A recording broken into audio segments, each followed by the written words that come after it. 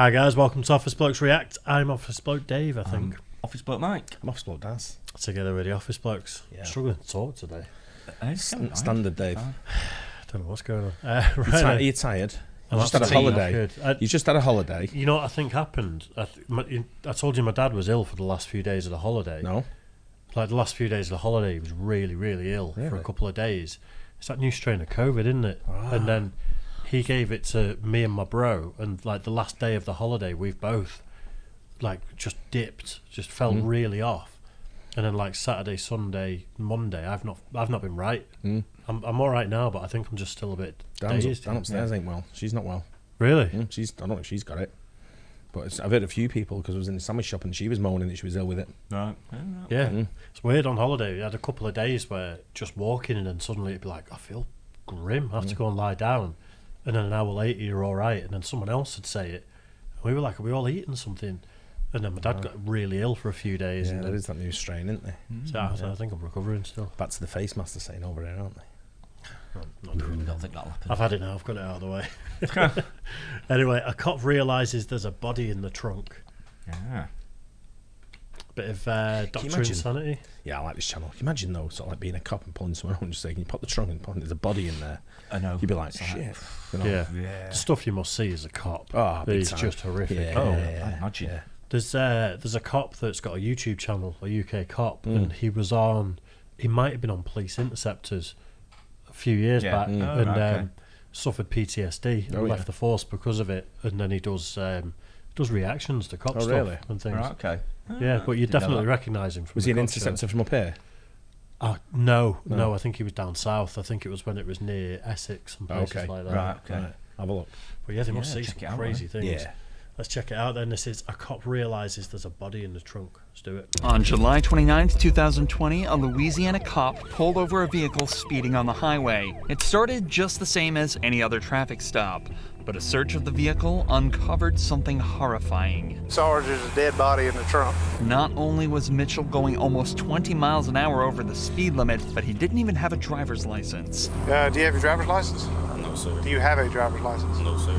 This charge alone could net him fines of up to $500 and 6 months in jail, not to mention the fines from the speeding ticket. But unbeknownst to the cop, Mitchell will be going back with more than just a speeding ticket. Is there any weed in the car, man? Don't stop. Step here. Is there any weed in the car? Yes or no? Just a doobie in the ashtray, like. Okay. Other than that, there's Anything else?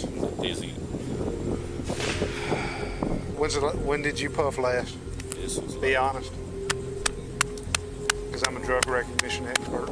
about an hour ago. The cop is looking to get Mitchell on more than just a DUI charge. An 18-year-old speeding in a car like this that stinks of weed tells the cop that there may be something deeper to this traffic stop than a kid going too fast. But before he asks to search the vehicle for any other drugs, Mitchell starts to act increasingly suspicious. All right, where are you headed right now? I was headed back home. Where's home?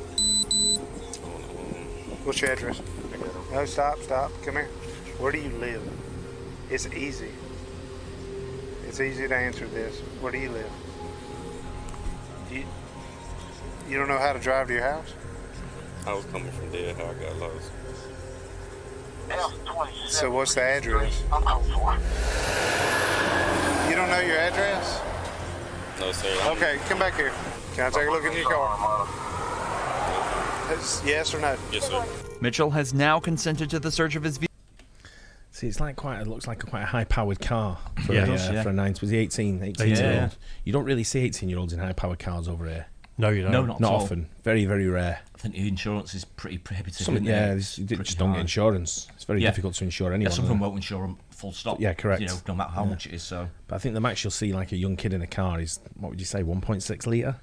usually it's when you If first that. pass. Yeah. If I've that. seen kids Maximum. I've seen kids in like a Golf GTI, like younger kids, but not like 18, probably like 20, 21-year-olds. Yeah. You've got to get a few years no claims under your belt before you can go near a Golf GTI. I would guess so. Yeah. It was my first car. Times were Time different. changed, yeah, I know. Yeah. There was no licenses needed then or anything, right? Horse and cart. My first car was a 1.1 petrol Punto, and it just didn't do anything. But that's what you should drive as your first car. I Yeah, think, you just know. something cheap. You get a little ding on it, and it's like You gutted. But I see Aiden and all his mates, they've all got like the 1 litre Clios and the Golfs and the Polos and all that sort of stuff. Yeah, and they just drive them like grandma cars, aren't they? Yeah. So I think they don't go very fast. It's insurance. It's just, I mean, it's a lot anyway still, but you know, it's probably the cheapest you're going to get for. But they treat them like Rolls Royces, the cars. Yeah. They clean them, they look after them. Absolutely, that's the way it should be. Yeah. But you don't see anyone with cars like that. No, nothing like it. If you pulled over an 18-year-old kid in this country driving something like that, the spidey senses would be tingling straight away. They'd be very super wealthy, or they wouldn't be insured on it. Yeah, exactly. Yeah. Vehicle. The cop is realistically only searching for weed and any other drugs possibly in the car, but he has no idea what he's actually about to find. A search of the front seats turned up nothing, but upon examining the outside of the car, the cop discovered multiple bullet holes across the left side of the vehicle. It's becoming more and more obvious to the cop that something is not right at all here, and this suspect was likely caught up in something much bigger than he first realized. When did all this happen? When did all that happen? That happened. When? My brother, he said it. How long ago? Like Days? Yeah, it was like. Okay, come back. Just leave this here. Come back here. Just stay right here in front of my car. surprised he's not arrested him yet. He's not found anything yet. Speeding, he's just admitted to smoking weed while he's driving. There's a spliff in the ashtray. That's enough to at least detain him in handcuffs. He wants to, probably detain him in handcuffs sort of thing, but it looks like the cop's on his own at the moment. All the more reasons to detain him, really. Get him in cuffs in the back of your car while you do the search. True, yeah. Hey, it's Jesse again. I'm sorry to bother you. I got this car speeding 73 and a 55. It's a black and orange Camaro. And it's got like 3 bullet holes in the left side of it. He said he thinks his brother said his car was in something 2 nights ago. The officer's check of the vehicle returns nothing other than proof Mitchell is lying.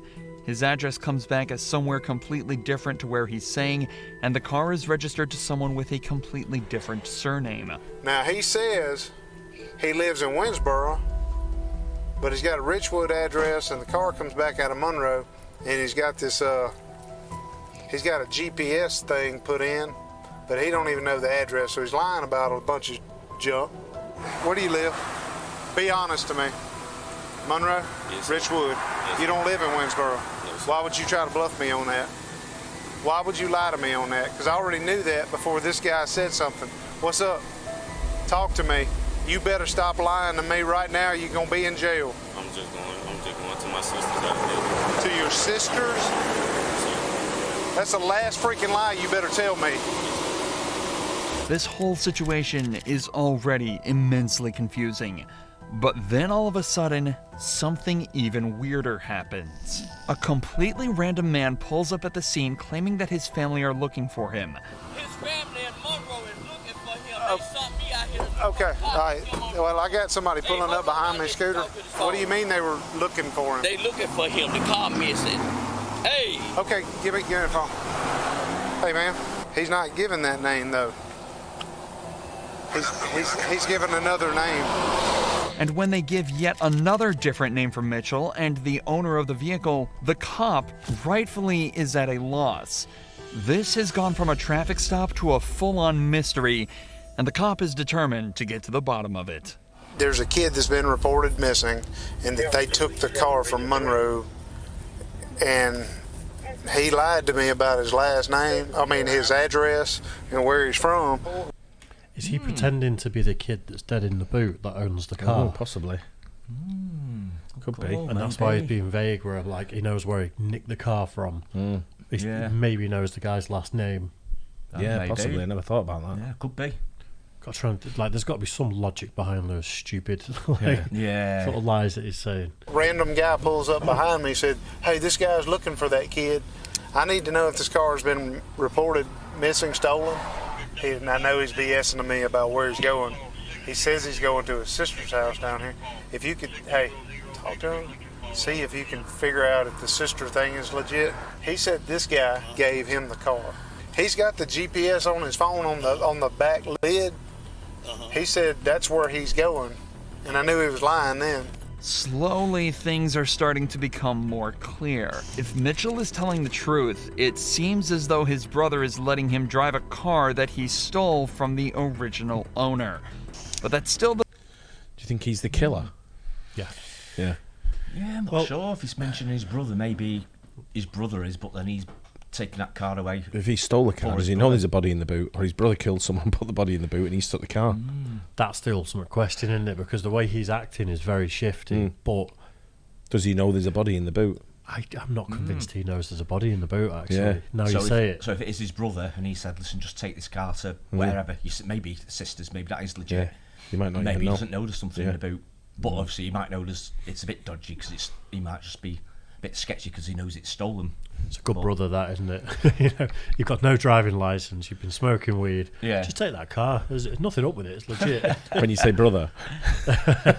doesn't explain the bullet holes, why Mitchell lied about his address, or why the random man appeared looking for him knowing he was driving that vehicle. But now on top of all of that, the cop has also just been told over the radio that there's a missing person report hidden amongst this mess. What I'm being told is that the boy who gave him permission to use the car is missing. So he's lying his ass off. Go looking for the person who owns the car, find out that the son of the owner of the car is missing, and now we got bullet holes all in the car. I got you. So something's Bad. the only thing he lied about was his address in Winsboro. If he's knows something about this boy that's missing, there's bullet holes. I'd like to at least, I guess I'll do as much good contact as I can. A few more calls are made, and it turns out the missing person is Michael Robinson, the alleged brother of the boy at the scene, and the man who gave him permission to be driving the car today. However, it's still unclear who owned the car in the first place, but the cop decides to forget about that for a moment and examine the vehicle a second time now that backup has arrived. So his brother that gave him permission to use the car is the one that's missing. Yeah. I suppose his brother could have gone on the run if he's killed someone. If he's killed someone and put him in the boot. Yeah. Why would someone report him missing or if he's on the run? If his family knew him then? But his family probably don't know he's been up to no good. Right, okay. It's not saying he might be the one that's missing in the boot. Yeah, that's it. It's either the brother in the boot or the brother's missing because he put someone in the boot. Yeah. And he knows he's going to get found out. I'm thinking it's the brother in the boot. And you think he's killed his brother and put him in the boot. That's what I'm thinking, yeah. Did he kill his brother? That's what I'm thinking. I like debating these things. Hey. It could go either way, couldn't it? I don't think he knows there's a body in the boot. I think his brother gave him the car to drive, and I think his brother is the killer, and his brother's now on the run. That's my hypothesis. But who's the kid in the boot then? He's not been reported whoever missing. Owns the car. His brother owns the car, they said, didn't they? No, his brother gave him permission to drive the car, but his brother's missing, so they can't verify that. I think if he knew there was a body in the boot, or certainly if he did it, I don't think he would have pulled up. I think he would have just. But tried if his to get brother, away. if his brother gave him permission to drive the car, surely his brother owns the car. Otherwise, they'd find out who the owner of the car is through the registration. But then who's this guy that's pulled up behind them saying they've been looking for the car? He's another brother. Another brother. That's happen eventually.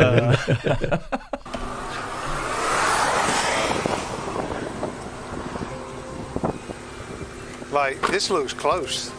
Like bam, bam, bam, bam. Yeah. And the boy, see? Little did he know, this is where all his questions would be answered at once in the most gruesome way imaginable. I'm gonna do the obvious thing I want to do.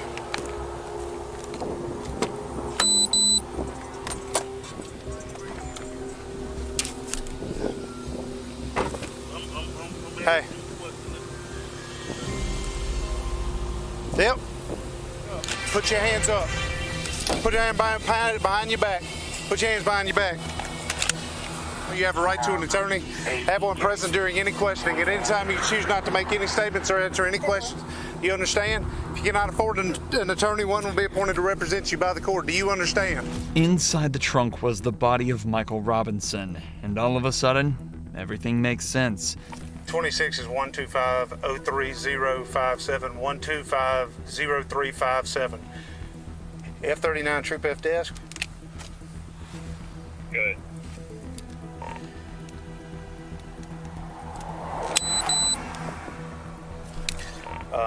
Need a supervisor out here.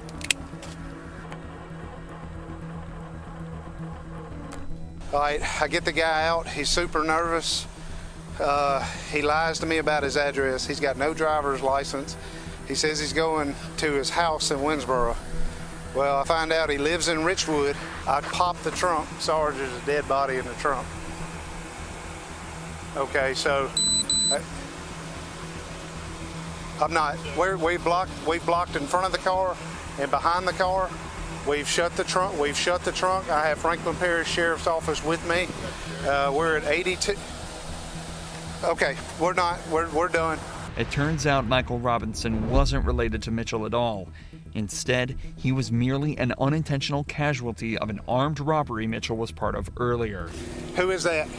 Who is that? That's him. Who is who? That's Mike. That's Mike. How did Mike get there? Tell me. It wasn't me, man. It was. Okay. I just hit him, bro. I did. You just hit him? That's it.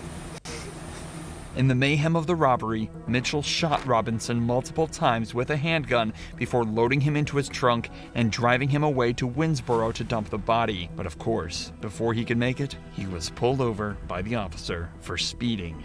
Michael Mitchell is being charged for the armed robbery and the second-degree murder of Michael Robinson.